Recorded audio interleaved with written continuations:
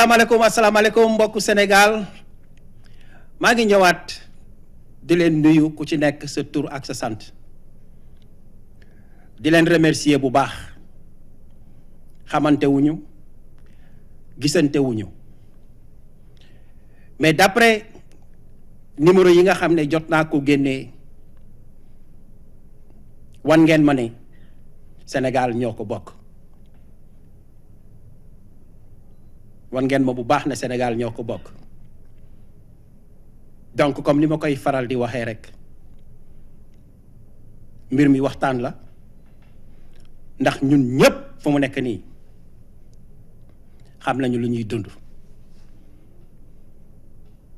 xam nañu lu ñuy dund bu baax a baax a baax a baax ndax ku mu laalul laal na sa njaboot laal na say mbokk laal na ay nit yoo xam ne ay nit yu la jege la ba tax na ku noppi rek dafa fekk xëj na danga bokk ci biir loolambe bi ba tax na tey ma bëgg a ñëw rek waxtaan ak yéen ci ay pàcc yu leer ndax coow li umpul kenn fan yi yëpp dafa mel ni Afrique ñun ñëpp ñu ngi yeewu fu mu nekk nii parce que ni ñu gars yi daan naxee di changer constitution yi di def lu leen neex di fi nekk ay président 4 termes et tout cela loolu yëpp yàlla ngi ñu ciy jox ay firnde bu ñuy won ne système bi nga xam ne ñun africain ñu ngi koy utiliser pour gérer suñu dëkk yi baaxul kooku mooy premier point bi nga xam ne dinaa ci waxtaan muy wàllu 3e mandat yi deuxième point bi nga xam ne aussi bëgg naa ci waxtaan mooy il faut ñun aussi africains yi ñu comprendre les fondamentaux de l'économie yoo xam ne mooy tax dëkk mun a prospérer mooy tax dëkk mun a naat mooy tax dëkk mun a évoluer comme il le faut ndax ci firnde le président de la République du Sénégal gis ngeen ko ni muy préparer 3e mandat avec des projets qui n'ont pas de sens dans la vie des Sénégalais duma expert waaye ci kaw lu tuuti lu ñu xam danañ ci indi suñu xalaat wax ci suñu position loolu mooy ñaari point yi nga xam ne fas yéene naa ci waxtaan ak yéen léegi pour démarrer xaaral ma defaraat sama veste bi bu baax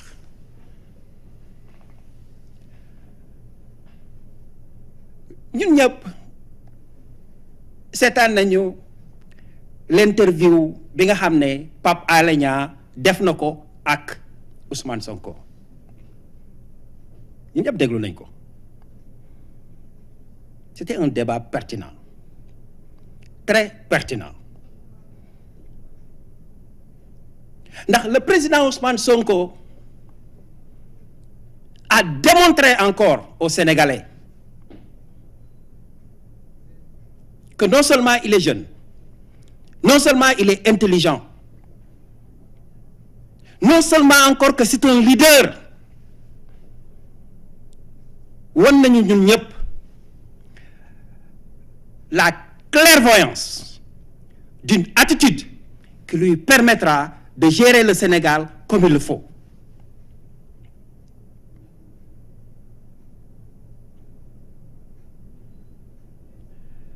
ak tey mu doon neex Pape Alé Niang te dama lay ñaanaa il faut faire tous les efforts possibles pour def loolu ñu organiser un face-à-face entre Pape Alé Niang ak le président du Sénégal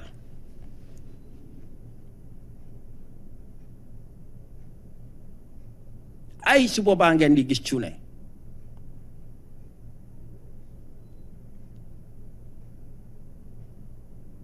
su boobaa ngeen di gis cuune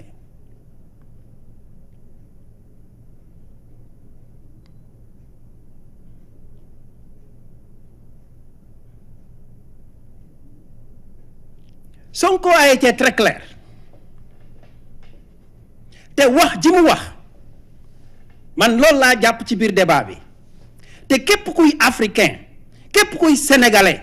yow loolu nga war a téye ndax loolu moo am sens ci wax ji lépp que Macky Sall ne sera pas candidat, non, ne sera pas président après 2024. Il ne sera pas président après 2024. Parce que wax boobu man moo ma inspiré dans le discours du président Ousmane Sonko. C'est clair. Donc coow li yëpp jaratu ko fu mu nekk nii c'est fini, it's over.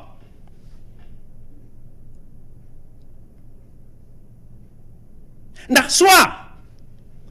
mun na jaxase constitution bi su ko neexee na ko def ñëw présenté wu bu présenté woo gis nga bàcc yi Youssou Ndour daan wax naan dañuy bàcc moom bésam a ngi ñëw parce que je suis en train de préparer un dossier pour lui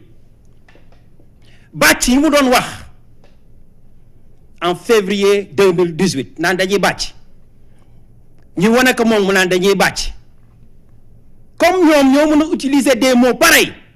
nous aussi on va pas hésiter hein ngeen baal ma nag parce que y a beaucoup de gens qui m'ont dit Malick il faut modérer il faut faire ça non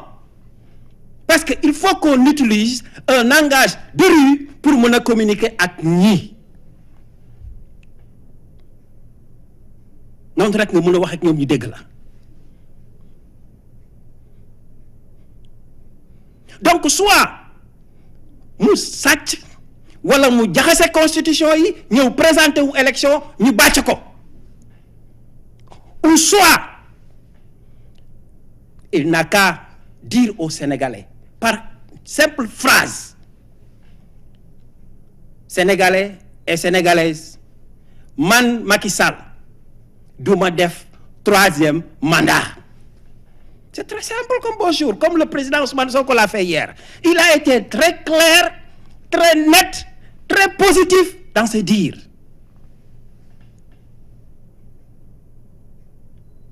Donc, képp koo xam ne yaa ngi toog tey di déglu li may wax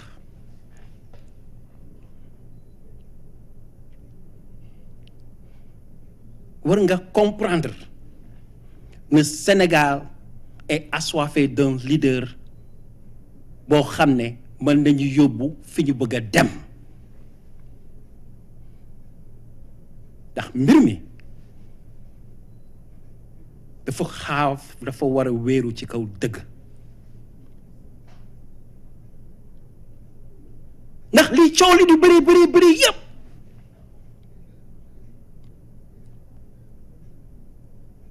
s'il était un président qui est conscient président boo xam ne dafa bëgg dëkkam président boo xam ne dafa bëgg société am li muy njëkk a def mooy génn wax ci télé bi ne hey coow li jaru ko clairement nag positivement et sereinement que duma dem 3e mandat soxlawuma ko simple gaa yëpp déglu ko mais il ne peut pas se cacher derrière toog ci ginnaaw ku wax boo waxee waxu 3e mandat mu dàq la nous tous on comprend mais ce qui est à retenir dans l'ensemble est très simple et le message est clair. Le président Ousmane Sonko, futur président de la République du Sénégal en 2024, a dit que Macky Sall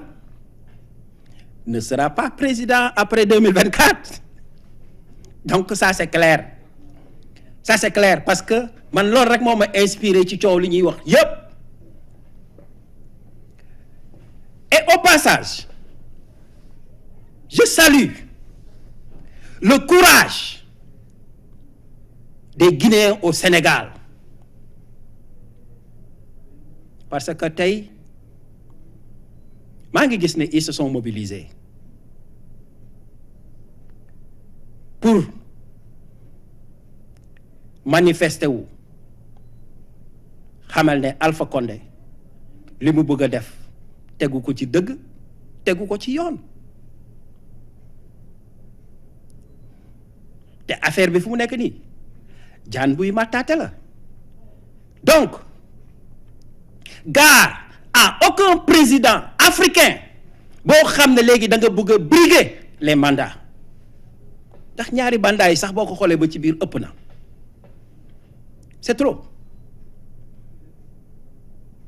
waxatuñu loolu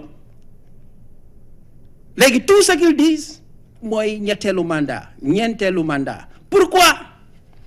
Parce que sàcc bi dafa bëre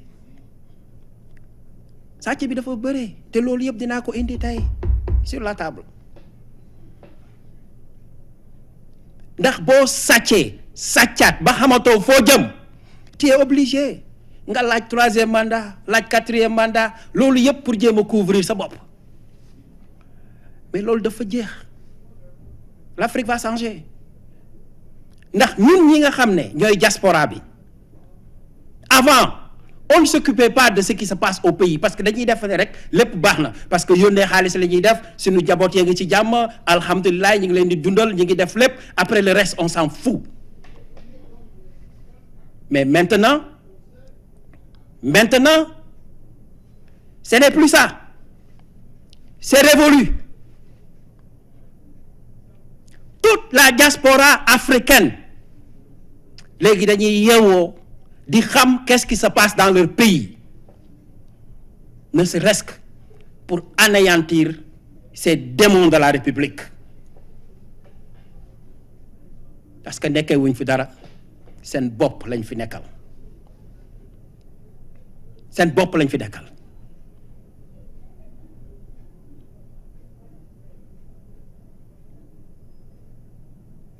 dama doon fouilleté rek ma gis benn article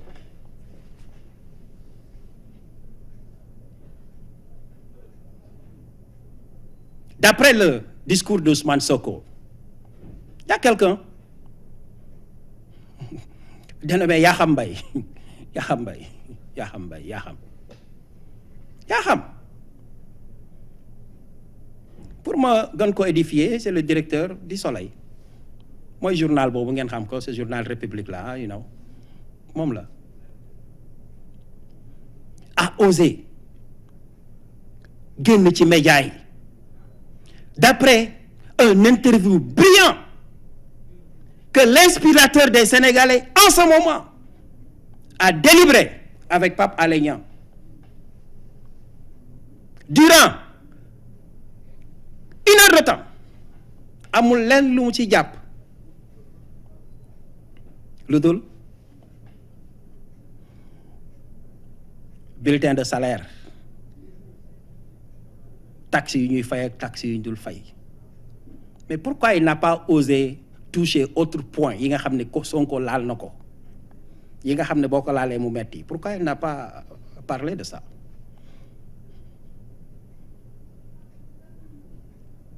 Mais li tax ma gën a bàyyi xel ci discours bi, comment un Yakham Mbaye, au lieu de répondre à Ousmane Sonko avec politesse, en tant que directeur d'une organisation publique muy Le Soleil, nga xam ne da nga war a lem sa geen toog ci, xam ne njaaxaanaay nga war a tëddee, tu sors pour dire que le président Ousmane Sonko a menti. Pour être clair, ne Ousmane Sonko dafay fen. Donc ce qui veut dire que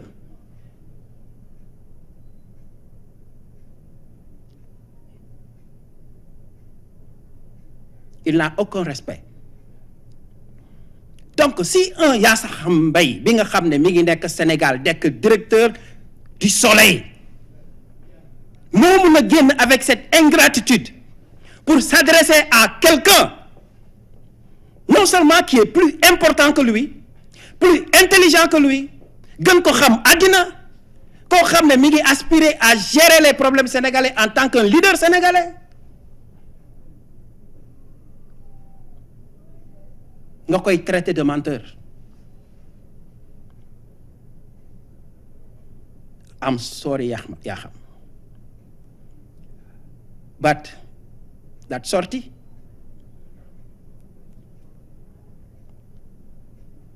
tout il ne la trop sax.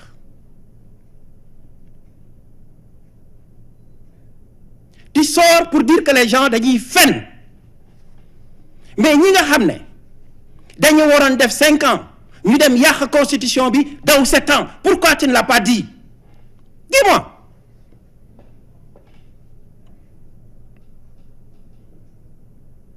Lu tax waxoo leen dañuy fen te noonu nga commencé woon 6 ans avant. Tu étais le premier opposant de Macky Sall. Mais pourquoi tu as rampé? Parce que mon cher, tu as été corrompu. Tu as été corrompu. Et tu as déçu tout le Sénégal. Toute la jeunesse sénégalaise. Tu les as déçus. Da nga daan toog di def ay débat. Quand on sait que Yakham Mbaye sera dans ce débat, ñun dañuy njëkkante pour dem toog pour seetaan. Mon cher, tu ne vaux plus rien. Donc Sonko n'est pas ton égal. Il n'est pas ton égal. Il faut aller chercher ailleurs, mais pas Sonko. Il ne faut pas le toucher. Parce que boo ko laalee du la jik. Donc sors de là-bas. Il faut plus ngay dugg ci loo xam ne ay mbiru Sonko la, laisse-le. Ce jeune là mbiru yàlla la. yow bu fekkee yàlla mayu la gis-gis pour nga mën a comprendre ne tey Sonko dëkk bu mu tegoon tànk ci Afrique gaa yi njëkkante ko. ñun ñii nekk ci diaspora bi xam nañ ci dara, mais yaa xam à part le soleil te bu Macky Sall daanoo tu ne vas pas être directeur dans ta vie, dootoo jiite dara Sénégal parce que tu t'es démontré wane nga ne tu es un corrompu.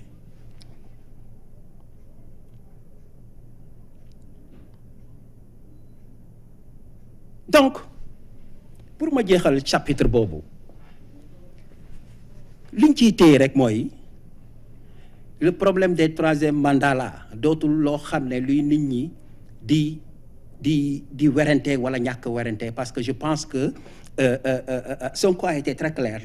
là-dessus. Parce que man dans tous les débats jàppuma ci dara, li ma ci jàpp rek mooy lenn la. En 2024, quelle que soit la situation, Macky Sall ne sera pas président. Non, c'est simple, comme bonjour. Maintenant, pour dugg ci sama deuxième point bi nga xam ne tey indi woon naa ko pour waxtaan ak yéen mooy suul bukki sulli bukki, noonu laa ko tuddee. Suul bukki sulli bukki.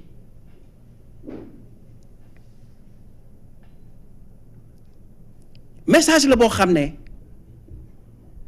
je voulais adresser ça à toute la communauté africaine, mais dama koy simplifier parce que comme Tempo Afrique dafa yaatu, l'autre partie damay bàyyi sama yeneen confrères yi ñu jël ko développer ko pour que àddina yëpp mun ci dégg.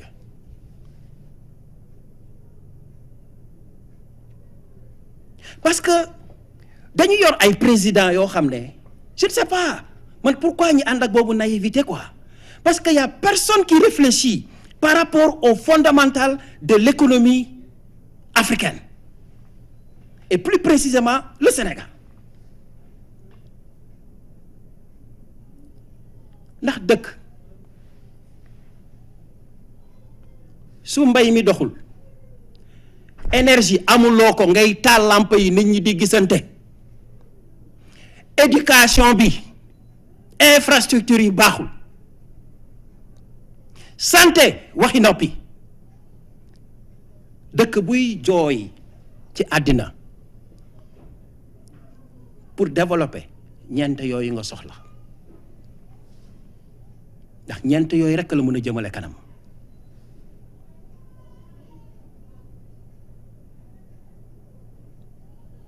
Mais qu'est-ce qui se passe?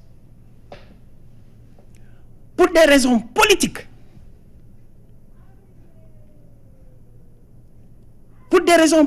je dis, le président Macky Sall et son gouvernement, ils ont préféré jël ay infrastructures di ko tabax fépp ci Sénégal. su ma nee Sénégal sax man damay juum ngeen baal ma mais ci biir Dakar mais ni c'est Dakar qui est le Sénégal.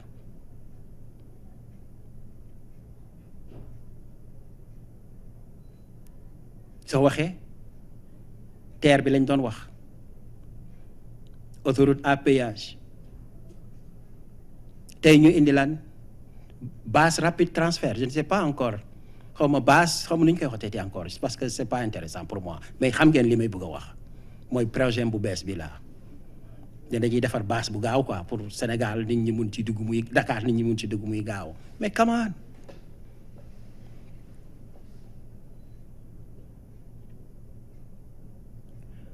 Pour un pays bu am une population de 16 millions d'habitants damay abrégé rek ah il faut pas que suba ngeen naan ma plus 1 non damay abrégé 16 millions d'habitants capitale bi am 3 millions d'habitants nga jël lépp concentré ko biir Dakar ndax lan avec les projets agricoles mënu leen ci am weccit mënu leen ci triandé. Mais c'est les grands projets qui vous permettront de s'enrichir et s'enrichir vos proches. Et enrichir vos proches, s'il vous plaît. Et pourquoi? Sénégal dafa yaatu. te du amul benn région booy dem ci Sénégal xool ne ñeent yi ma tudd muy les fondamentales de l'économie am nañ ko dans de bonnes conditions. Donc li gënoon rafet mooy ngeen toog étudier région Sénégal bu nekk xool naka ngeen koy développer te ministère yi nga xam ne ñi ngi nekk Sénégal te amaluñ ñu benn njëriñ qu'on essaye de changer ce système là ut ay gouverneurs yu puissants yoo xam ne dañ leen di teg ci dëkk bu ne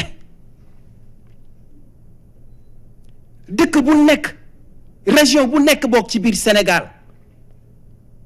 jéem a essayer xool naka lay améliorer développement wu dëkkam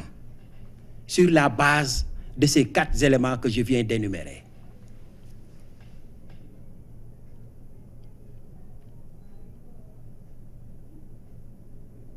Mais qu'est-ce qui se passe? ma wan leen le système de suul bukki sulli bukki.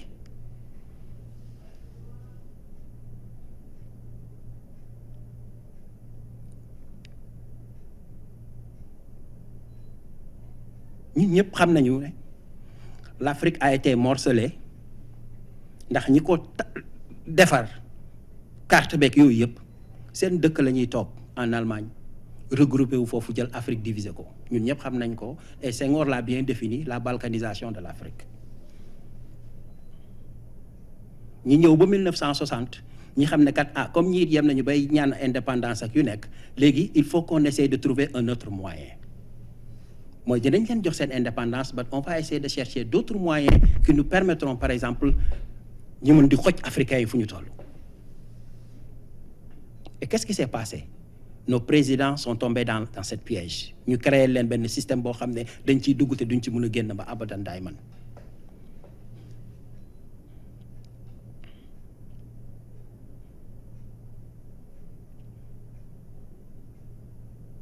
ba ñu xoolee ne colonisation boobu dakk na ñu créer ce qu'on appelle la Banque mondiale foofu rek laa leen di joxe un exemple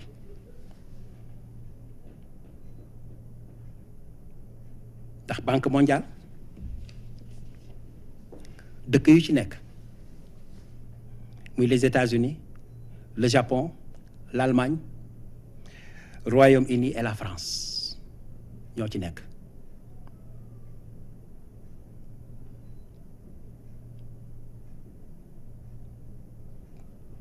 ndax ñoo yor doole bi ñoo yor alal ji ñoo yor lépp ñu ne maintenant ce que nous allons faire mooy dañuy dugg biir Afrique xool dëkk yoo xam ne ils ont des ressources te mënuñu ko exploiter on va essayer de les imposer certains projets yoo xam ne it doesn't have nothing to do ci li nga xam ne mooy développer dëkk Afrique si lu Afrique soxla parce que bu Amérique doon tabax ay train ay ak bus yooyu je ne dirais rien parce que am nañu lu ñu bëgg mais Afrique dañu xiif on a besoin de manger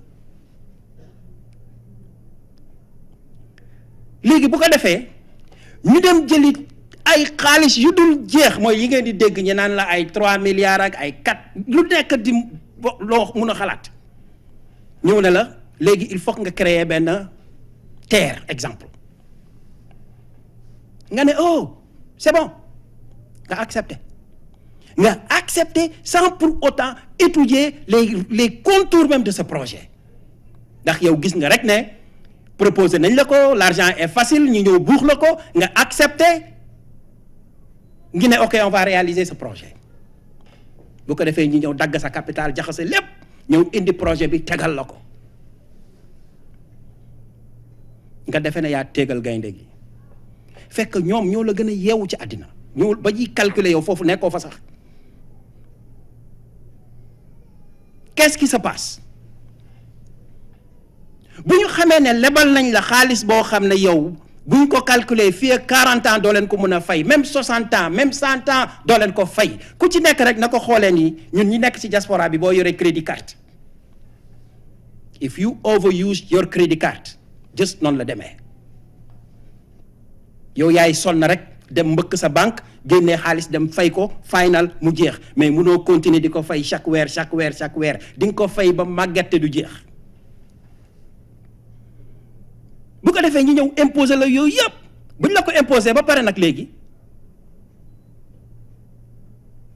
yow dootoo ci mën dara ñu ne la nag comme mënatoo ñu fay ce qui va se passer mooy gis nañu ne kat am nga pétrole fële léegi pétrole boobu il faut nga bàyyi ñu exploiter ko nu mu ñu neexee comme mënoo ñu fay mais tu es obligé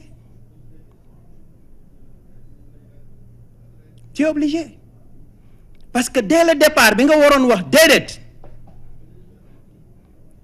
wala sax nga ne leen xaaral ma reculer pour mieux réfléchir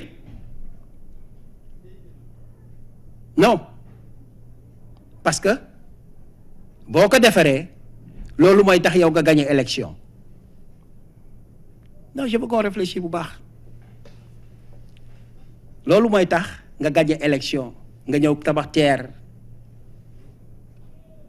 tabax autoroute à péage tabax aéroport bu bees boo xam ne ce n'est même pas du tout nécessaire parce que aéroport bi fi nekkoon Léopold Sédar Senghor is still good baax na ba léegi defaraat rek mu dox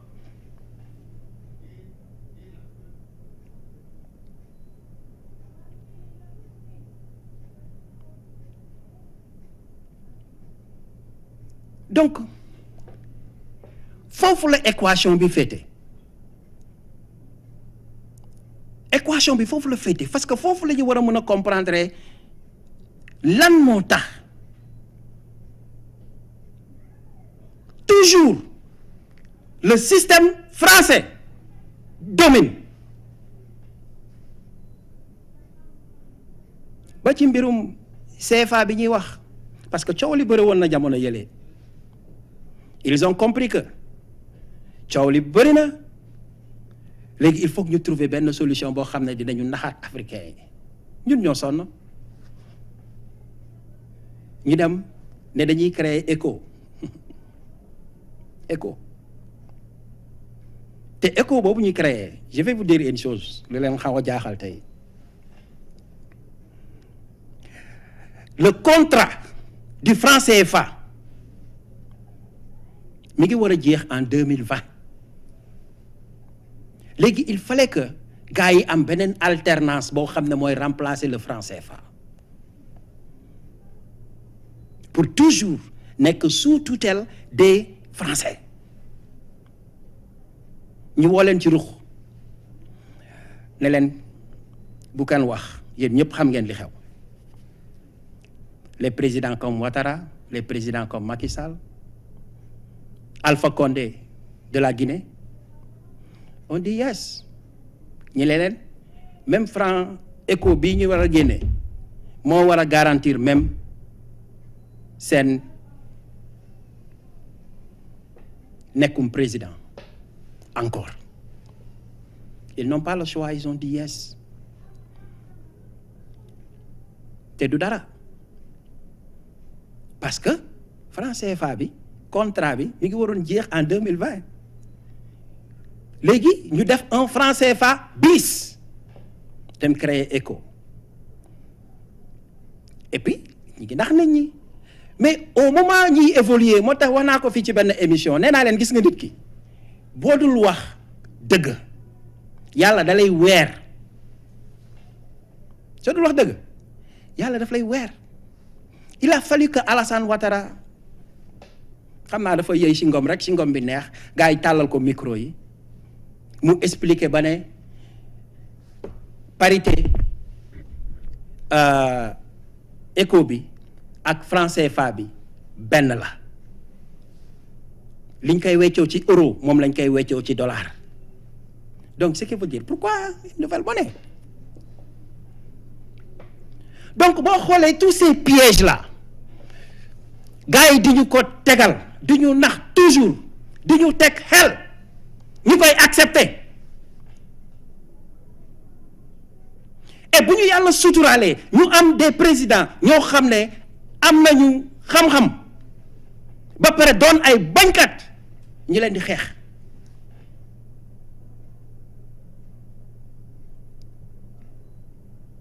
l'Afrique doit changer et aussi le système doit changer. Macky, le système là n'est pas pour toi, tu ne peux pas le contrôler. Demal ku lay jaay rek daf lay nax ndax Alassane Ouattara moo la mag fuuf Alpha Condé moo la mag fuuf yow yaa waroon représenter Afrique tey même bu ñu tegoon dee ak waaw nga dem choisir dee xamal ne français yi nekkuñu ci dëgg. Donc si la France ak yeneen institution internationale yi ma leen tuddal léegi ci Banque mondiale voulait un développement réel de l'Afrique et plus précisément du Sénégal bu ñu leen di financer war nañu xool lan lañ leen war a financer war nañ leen wax ne kat yéen da ngeen xiif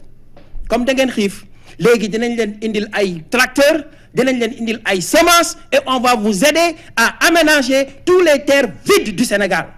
pour ngeen mën ci bay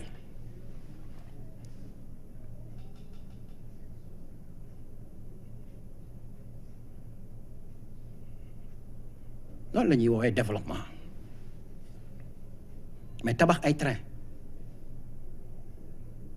yoo xam ne yow entretien bi sax ça va te poser des problèmes nga ne déedéet nga yokk rek sans pour autant penser que gars yi war nañu jàng école ñi jàngal leen comment développer les pays africains delluwaat aux sources hôpital benn hôpital moo nekk Sénégal tudduma principal principal ñun ñëpp xam nañ ko je parle de l'hôpital Dantec tey ku duggoon Dantec waroo sax complain waroo sax am lu la naqari ndax benn boobu la ñu am. Mettez vos efforts là-bas nit ñi di dee for nothing ndax da ngay am feebar sax amoo xaalis yow rus nga dem ñu naan la lii de war nga ko fay lii war nga ko fay da ngay obligé toog ba dee mais c'est quoi ça loolu mooy lan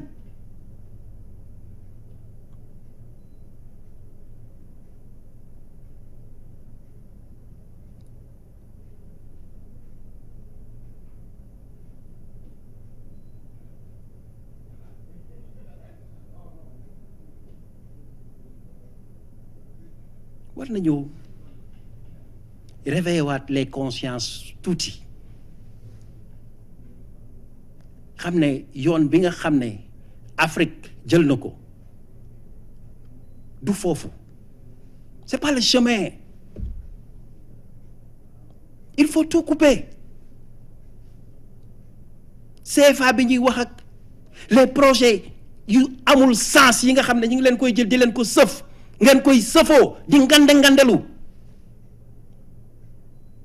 te c'est des projets qui n'ont aucun impact sur le développement des sociétés africaines déedéet amul impact région yëpp dee nañu parce que lépp ñu ngi ko jël concentré ko biir Dakar may wax ngeen di dolliwaat léegi bu ko defee yaa ngeen di créer ay train yaa ngeen di créer ay bus ak yu kenn comprendre léegi exode rural bi gën a yokku di créer ay bandi di créer du n'importe quoi parce que loolu lay indi agglomération bi loolu lay indi donc waroon la ñuy use suñu xel tuuti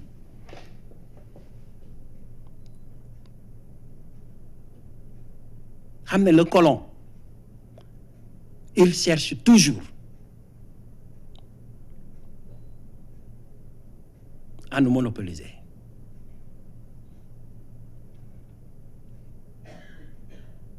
ndax tous les grands projets yi nga xam ne gars yi ñu ngi koy piloter en ce moment te bëgg naa experts yi ñu wax ci ndax damay toog man information fulul information jinne dama koy lire mais doo toog mukk nga dégg ñi ne la par exemple on est là pour mettre le terre sur pied ok d'accord voilà le montant du projet ok projet bi lii la léegi projet bi le durée c'est à 4 ans c'est à 40 ans c'est à 50 ans on sait xamuñu projet bi ñun xamuñu naka la ko Sénégal di fayee ñun xamuñu bu ñu defee quantification du projet et tout cela combien le projet rapporte aux Sénégalais pour une durée bien déterminée pour qu'on puisse rembourser le créancier yooyu yëpp c'est des étapes yoo xam ne dañ koy brûler dans le projet mais ça c'est pas un projet c'est des projets pour tuer le futur ñi nga xam ne ñooy ñëw ëllëg ñooy sonn rek parce que waroon nañ fi am ay këyit yoo xam ne ça va démontrer clairement le projet de la conception jusqu'à sa réalisation ne projet bi kat lii la lii la lii la mais amul donc quand on me parle que c'est des projets viables pour le Sénégal dama naan déedéet te awul challenge the minister of transport du Sénégal ministre bi jiite transport maa ngi lay challenge génnal nga wax sénégalais yi le TER ou sinon le BTR xaw ma nu ñu ko waxateeti BRT BRT quelles sont les retombées économiques de ce projet et à un temps bien déterminé mon cher tu ne peux pas parce que c'est des projets qui ne sont pas été conçus par le Sénégal ay projet la yoo xam ne dañ ko concevoir jox leen ko vous ne faites que piloter mon cher un projet qu'on pilote est différent d'un projet qu'on conçoit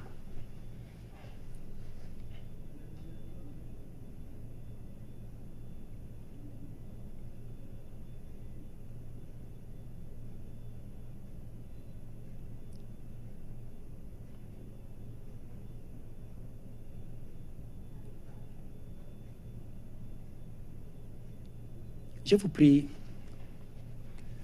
de revoir li ngeen di def bu baax parce que sénégalais yi dofuñu de ñëpp yeewu nañu fu mu nekk nii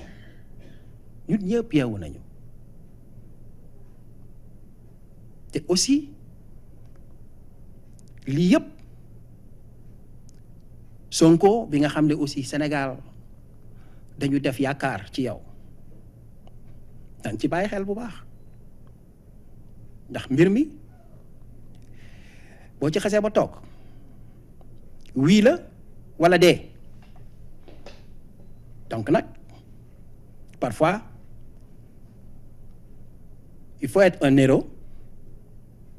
que d'être un PD. Il faut être un héros comme Sankara l'avait fait, comme Kwame Nkrumah ndax dañu doon bañ Sylvestre Olympio bu Togo, Amical Cabral, c'est des gens qu'on a assassinés. Pourquoi? Parce qu'ils ont préféré le non au lieu de oui à ce système qui a détruit l'Afrique.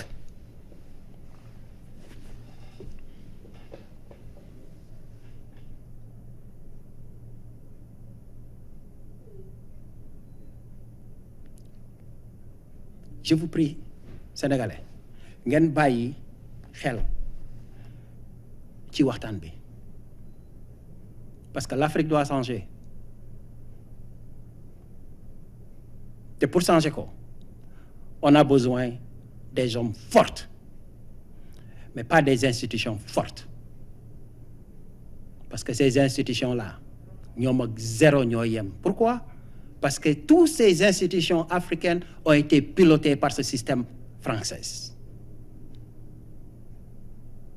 ndax dëkk yi làkk français yëpp bu ñu taxawoon tey ne non à la France, le lendemain tu vas voir la France vient mu ñëw di négocier ak ñun. Ils peuvent pas tuer tout le monde à la fois. mënuñu ko, c'est pas possible. mënuñu ko te ñoom xam nañ ko, ils peuvent pas le faire. Donc may ñaan suñu autorité yi ñu xoolaat seen bopp bu baax.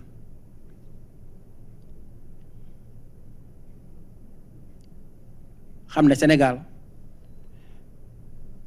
ñun ñëpp ñoo ko bokk et on doit voir comment faire développer ce pays ndax wax naa leen ko jafewul parce que si Touba est parvenu à le faire seul yéen ñii nga xam ne gouvernement ngeen yor war ngeen commencer développer toutes les régions du Sénégal à travers l'agriculture, à travers l'énergie, à travers l'éducation et à travers la santé. ñeent yooyu la waaye train yeeg autoroute à péage yeeg tout cela c'est des faux problèmes ndax tali bi bu yàqoo prévoir leen sax de l'argent pour le réparer. Donc nag I challenge everybody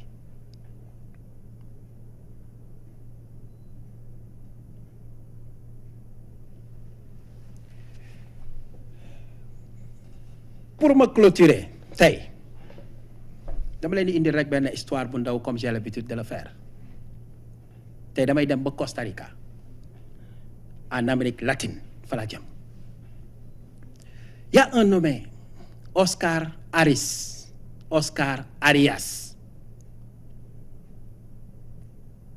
prix Nobel de la paix en 1987.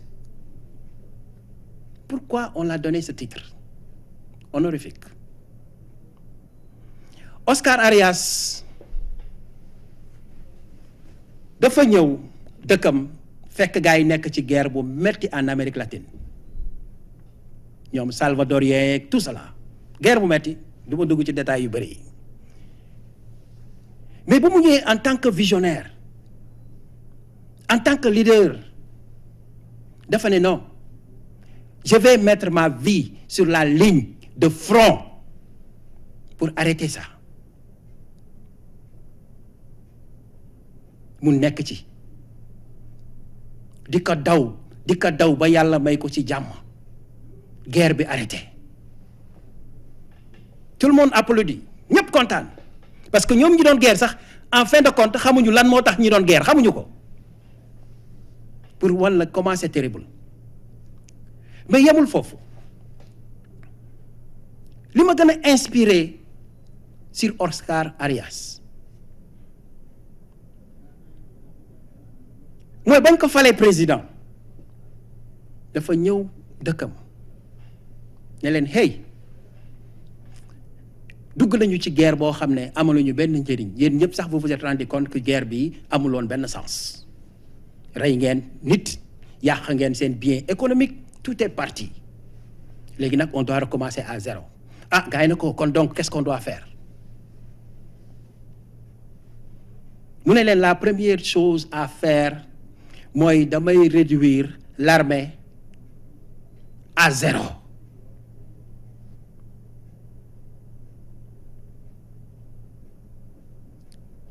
ba pare jël 80% de l'économie du pays investir ko dans l'éducation pour xamal nit ñi naka la jàng amee solo